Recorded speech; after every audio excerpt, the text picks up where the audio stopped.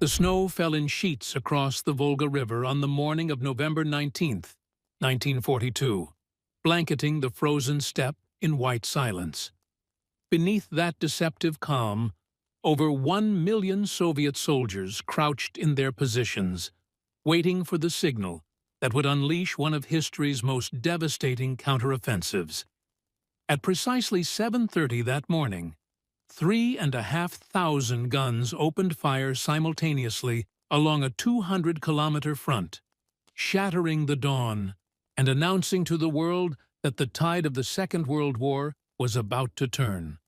This was Operation Uranus, the grand encirclement that would trap the German Sixth Army at Stalingrad and transform Georgy Konstantinovich Zhukov from a talented general into an immortal legend of Soviet military history. To understand how this moment came to pass, we must first comprehend the catastrophic situation that preceded it. By the summer of 1942, the Soviet Union stood on the precipice of total collapse. Operation Barbarossa had torn through Soviet defenses the previous year, driving to the gates of Moscow and Leningrad. The Wehrmacht had demonstrated a terrifying capacity for rapid, coordinated warfare that left Soviet forces reeling. Stalin's purges of the officer corps in the late 1930s had decapitated Soviet military leadership, removing experienced commanders and replacing them with politically reliable but often tactically incompetent yes-men. The result was a Red Army that stumbled from one disaster to another, trading vast territories and millions of lives for time that seemed only to delay the inevitable. Then came the summer offensive of 1942, codenamed Fall Blau by the Germans. Hitler had become obsessed with the oil fields of the Caucasus, convinced that securing these resources would fuel the Reich's war machine while simultaneously strangling the Soviet economy. The offensive split into two prongs, Army Group A driving south toward the oil fields and Army Group B pushing east toward the Volga River and the industrial city that bore Stalin's name. Stalingrad was not initially the primary objective, but its symbolic value and strategic position along the Volga made it impossible to ignore.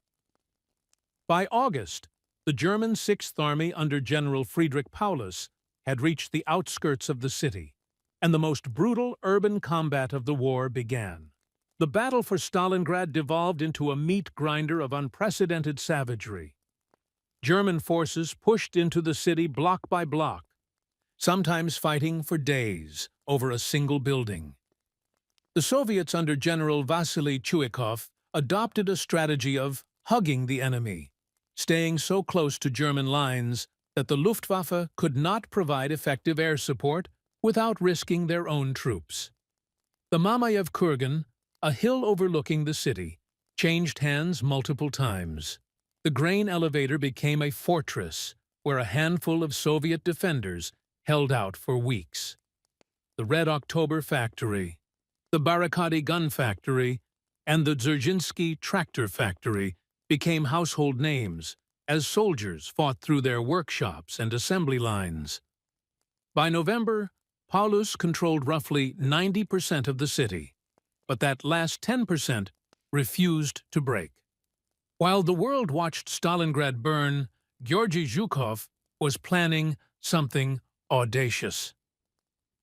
Born in 1896 to a peasant family in Kaluga province, Zhukov had risen through the ranks through a combination of natural tactical brilliance and ruthless determination. He had made his reputation in 1939 at Khalkhin Gol, where he defeated Japanese forces in Mongolia using combined arms tactics that previewed his later successes. When Barbarossa began, Zhukov was chief of the general staff, but Stalin's interference and the chaos of the initial invasion left him frustrated and sidelined. He regained prominence by organizing the defense of Leningrad and then Moscow, where his counteroffensive in December 1941 drove the Germans back from the Soviet capital and shattered the myth of Wehrmacht invincibility. By September 1942, Stalin had appointed Zhukov as Deputy Supreme Commander, effectively making him the second most powerful military figure in the Soviet Union. Stalin trusted Zhukov's judgment in a way he trusted few others, perhaps because Zhukov had proven willing to speak bluntly even when his assessments contradicted Stalin's wishes. When Zhukov and Chief of General Staff Alexander Vasilevsky approached Stalin with their plan for a massive counteroffensive at Stalingrad, the Soviet leader gave them something he rarely granted anyone: time and resources to prepare properly. The plan was elegant in its simplicity and staggering in its ambition. Rather than feeding more troops directly into the Stalingrad meat grinder, Zhukov proposed allowing the Germans to exhaust themselves in the city, while secretly massing forces on the flanks of the extended German salient. Porn, the northern pincer, would strike through the Romanian Third Army northwest of Stalingrad, while the southern pincer would smash through the Romanian Fourth Army to the south. These Romanian units were poorly equipped, inadequately trained, and stretched thin across vast distances. Once the pincers broke through, they would race east and meet somewhere behind Stalingrad, encircling the entire German Sixth Army and portions of the 4th Panzer Army in a massive pocket. The operation required extraordinary secrecy and deception. Throughout October and early November 1942, the Soviets moved over 1 million men, 13,000 guns, nearly 1,000 tanks, and over 1,000 aircraft into position. They did this while simultaneously defending Stalingrad and conducting smaller offensives elsewhere to mask their intentions. Movement occurred almost exclusively at night. Tanks had their engines muffled. Radio silence was enforced with draconian discipline. The Soviets even continued sending small reinforcements directly into Stalingrad to maintain the impression that they were still fighting a purely defensive battle. German intelligence detected some of the buildup, but drastically underestimated its scale. Hitler and his generals convinced themselves that the Soviets were too weak and disorganized to mount a major offensive. They were catastrophically wrong. When the barrage began on November 19th, the Romanian Third Army disintegrated within hours. Soviet tank corps poured through the gaps, racing south and east with orders to bypass resistance and drive deep into the German rear. The next day, November 20th, the southern pincer launched with similar devastating effect against the Romanian Fourth Army.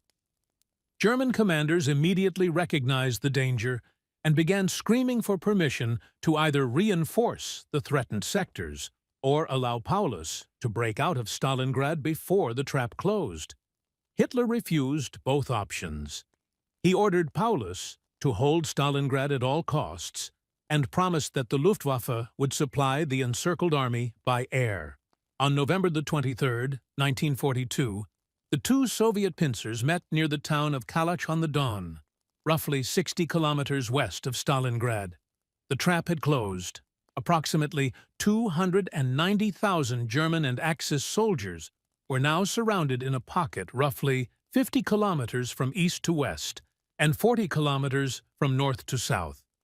It was one of the largest encirclements in military history, and it had been executed with a speed and precision that shocked the German High Command. This was Zhukov's masterpiece, the culmination of lessons learned through years of bitter defeats and hard-won victories. But encircling the enemy was only the beginning. The pocket had to be held against inevitable German relief attempts, and the forces inside had to be destroyed. Zhukov understood that the Germans would not accept this disaster passively. Within days, Field Marshal Erich von Manstein, perhaps Germany's most capable commander, arrived to organize a relief operation. Manstein gathered what forces he could, including the 4th Panzer Army under Hermann Hoth, and launched Operation Winter Storm on December 12th, driving northeast toward the pocket from the Kotelnikovo area. This was the crisis point where Zhukov's strategic vision proved decisive. Rather than weakening the encirclement to stop Manstein, Zhukov launched yet another offensive, Operation Little Saturn, against the Italian Eighth Army on the Middle Don River. This offensive threatened to break through and encircle Manstein's relief force itself, forcing the Germans into an impossible choice: continue pushing towards Stalingrad and risk being cut off themselves, or halt the relief effort to deal with this new threat. By December 23rd, with Hoth's panzers just 48 kilometers from the pocket but unable to advance further, Manstein was forced to withdraw to avoid his own encirclement. The Sixth Army would receive no relief. Inside the pocket, conditions deteriorated with horrifying speed. The Luftwaffe had promised to deliver 500 tons of supplies per day, the minimum needed to sustain the encircled forces. They never came close, averaging less than 100 tons per day and often far less. Transport planes were shot down by Soviet fighters or anti-aircraft guns. Blizzards grounded entire fleets. Airfields inside the pocket were overrun as the Soviets tightened the noose. Soldiers began starving. Temperatures dropped to minus 30 degrees Celsius. Horses were slaughtered and eaten. Wounded men froze to death in overcrowded aid stations. Ammunition ran low. Fuel disappeared. The Sixth Army, once the spearhead of German conquest, was dying by degrees in the frozen wasteland. Zhukov wanted to finish them quickly. In early January 1943, he organized Operation Ring, the final destruction of the pocket. On January 8th, the Soviets offered surrender terms, guaranteed safety for all prisoners, adequate food and medical care, and repatriation after the war. Paulus, still bound by Hitler's orders to fight to the last, refused. The assault began on January 10th with another massive artillery barrage. Soviet forces drove into the pocket from the west, splitting it into smaller segments. The Potomnik airfield, the last major landing ground, fell on January 16th, severing the final tenuous supply line. By late January, the pocket had been compressed into two small areas in the city itself. On January 30th, 1943, Hitler promoted Paulus to field marshal, a cynical gesture meant to encourage him to commit suicide rather than surrender, as no German field marshal had ever been captured. Paulus refused to take the hint. The next day, January 31st, Soviet forces overran his headquarters in the basement of the Univermag department store in central Stalingrad. Paulus surrendered along with his staff. The northern pocket held out for 2 more days before it too capitulated on February 2nd, 1943. The battle was over. The statistics are almost incomprehensible. Of the nearly 290,000 Axis soldiers encircled in November, only about 90,000 survived to enter Soviet captivity. The rest had died of wounds, starvation, disease, or cold. Of those 90,000 prisoners, only about 5,000 ever returned to Germany, most not until the mid-1950s. The Soviet Union paid an even higher price in absolute numbers, with estimates of Soviet military casualties ranging from 478,000 to over 1 million, depending on how one counts the different phases of the battle. Civilian casualties in Stalingrad itself numbered at least 40,000. The city was essentially destroyed, reduced to rubble and ash. But Stalingrad was more than a battle. It was a turning point, a moment when the seemingly unstoppable German war machine was not just halted, but shattered. The psychological impact reverberated across the world. In Germany, the propaganda ministry declared 3 days of national mourning. The myth of German invincibility died in the ruins of Stalingrad.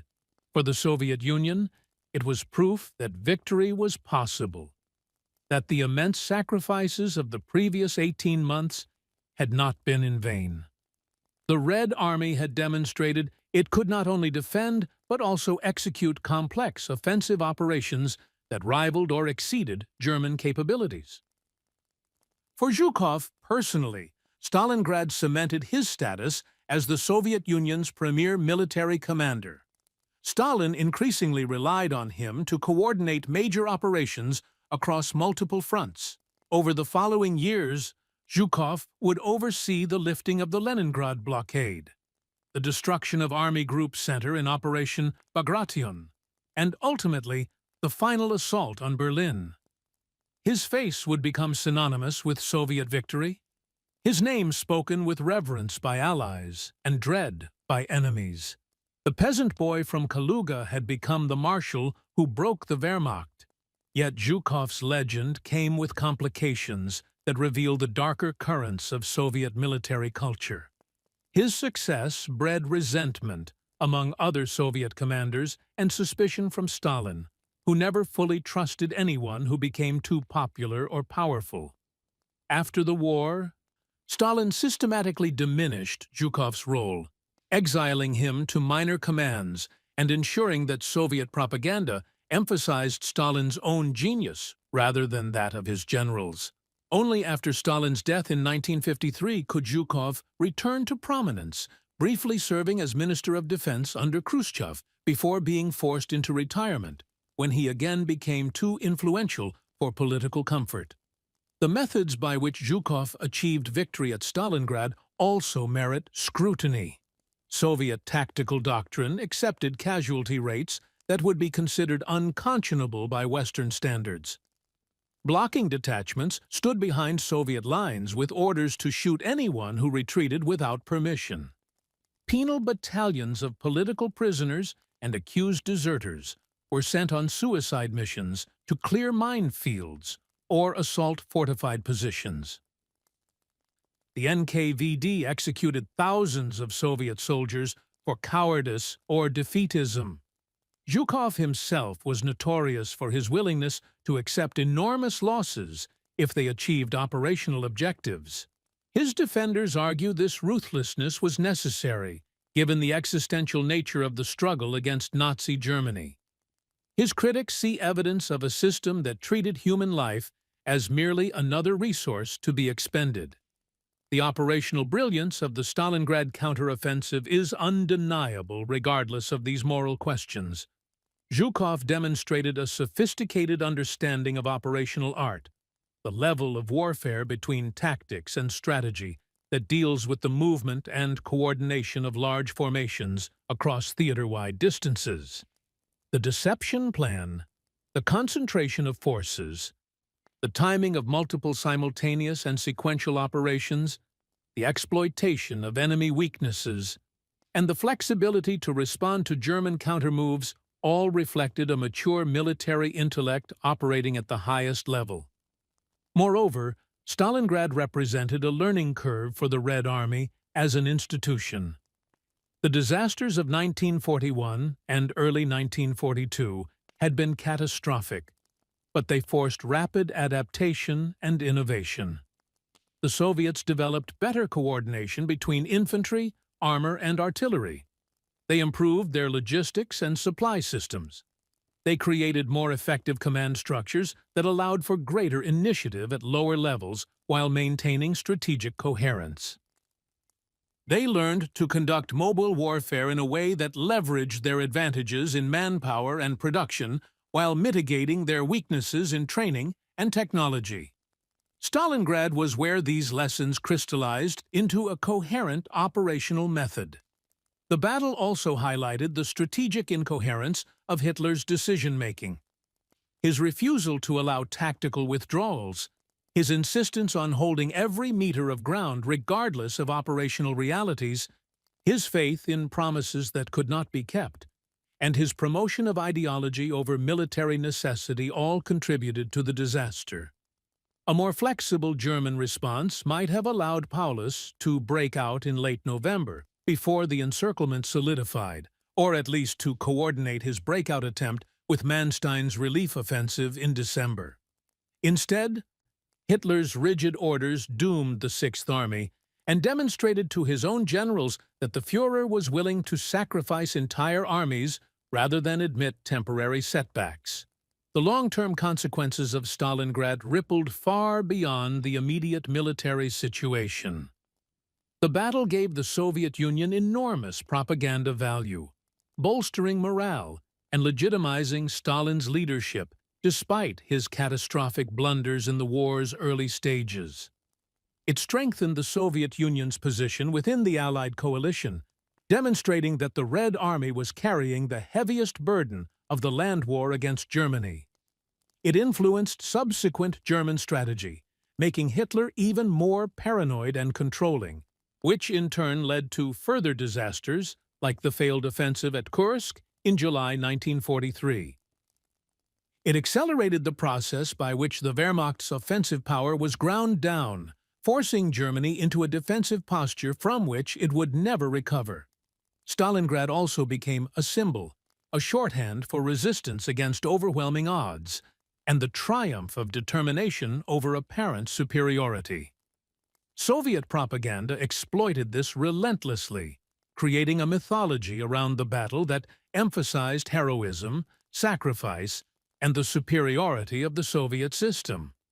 The city was rebuilt as a showcase of socialist reconstruction, renamed Volgograd in 1961 during Khrushchev's de-Stalinization campaign, but forever associated with the battle that bore Stalin's name. The Mamayev-Kurgan Memorial Complex, completed in 1967, features the massive Motherland Calls statue, a sword-wielding woman that dominates the city's skyline and serves as a pilgrimage site for those commemorating Soviet victory. For Zhukov, the legend born at Stalingrad never faded despite political persecution and forced obscurity. When he died in 1974, he received a state funeral and burial in the Kremlin Wall necropolis, an honor reserved for the most significant Soviet figures. His memoirs, published in multiple editions, shaped popular understanding of the Eastern Front for decades. Western historians gradually came to recognize his operational abilities, even as they debated his methods and the extent to which he personally deserves credit for victories achieved by millions of Soviet soldiers. The debate continues, but the essential fact remains. Stalingrad was the battle that made Zhukov a legend, and that legend has outlived the Soviet Union itself. Today, as we look back across 8 decades, Stalingrad stands as a reminder of war's terrible cost and the thin line between strategic brilliance and mass slaughter. Zhukov's encirclement was operationally masterful, a textbook example of how to mass forces, achieve surprise, and exploit success. It was also a human catastrophe that consumed hundreds of thousands of lives in a frozen hell of rubble and ice. Both things are true simultaneously, and neither cancels out the other.